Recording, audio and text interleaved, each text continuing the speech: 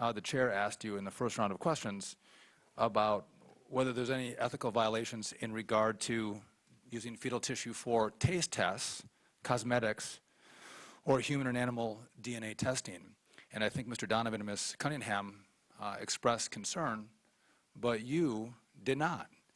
So could you explain to me the compelling public interest and the life-saving research that takes place when we use fetal tissue for taste tests and cosmetics? First, I'm referring to the full range of uses, which includes all of the basic science research that we hear about. I'm going to reclaim my time, because this was very specific. No, actually, the question was whether I thought there was a compelling public interest, and I'm talking about the full range. The question came specifically from the chair about taste tests and cosmetics and DNA, or human and animal DNA testing. And you didn't express any concern. So do you have a compelling public interest that saves lives in regard to taste tests and cosmetic research using fetal tissue? Yes or no? I'm going to take a page from you and say, I can't say yes or no because that's not actually what I said.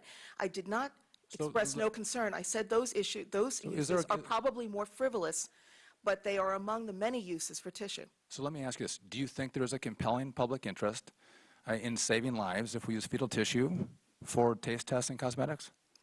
Believe it or not, for taste tests, there might be, because the loss of taste, neurologically, can actually lead to devastating problems. How about cosmetics?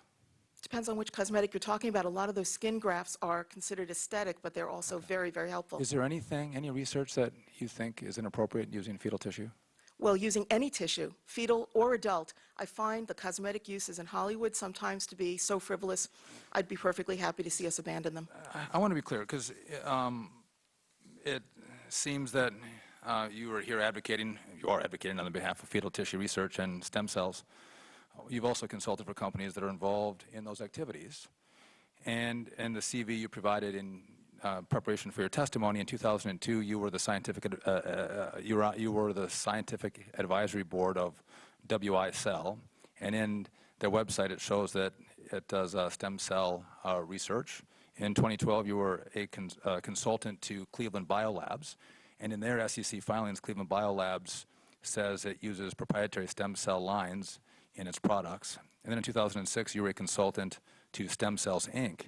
The firm's website says that it uses, quote, human neural stem cells in medicine. A leading university told the panel that it, quote, receives a proprietary cell line derived from fetal tissue that was supplied by Stem Cell, Inc. So you do have a vested financial interest in the boards that you serve on the research of fetal tissue, correct? I received no funding from Y-Cell. I did receive consulting funding from Cleveland and Stem Cells, Inc.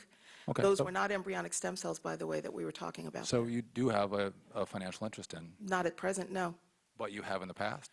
I have, and by the way, every dollar of that was donated. You can look at my IRS tax returns. So I want to go to another few issues. So let's say, now, if we could go to Exhibit A1, if we have someone who works for a tissue procurement business, and they're corresponding with an abortion clinic technician, and they're providing a wish list of items that they're going to want to purchase. Things like liver, thymus, skin, to be shipped by FedEx overnight, whether to Harvard or UMass. So you have a wish list, a shopping list, being sent from the tissue provider to the abortion technician. And if we could also go to Exhibit A2. Here's a procurement compensation schedule. So we see the technician gets paid per specimen. And the more specimens you provide, the more money you make. And a side note, I thought that there was no profit motive here. I don't think that per specimen the cost goes up, but the more you provide, the more money you make, above your hourly wage, Exhibit 2A.